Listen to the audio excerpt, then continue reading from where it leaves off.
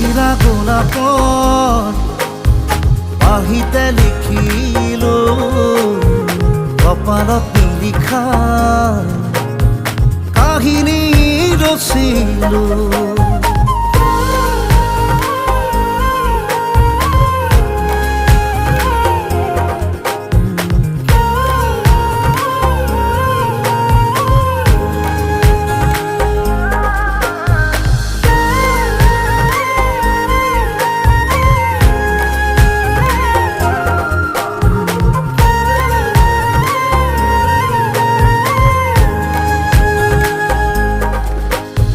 দুহাত মেলি পালো বায়ু হেৰুৱালো ডিঙা মেলি